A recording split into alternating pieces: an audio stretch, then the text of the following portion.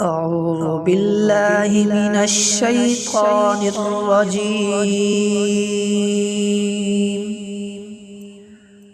بسم الله الرحمن الرحيم. لإيلاف قريش إيلافهم رحلة الشتاء والصيف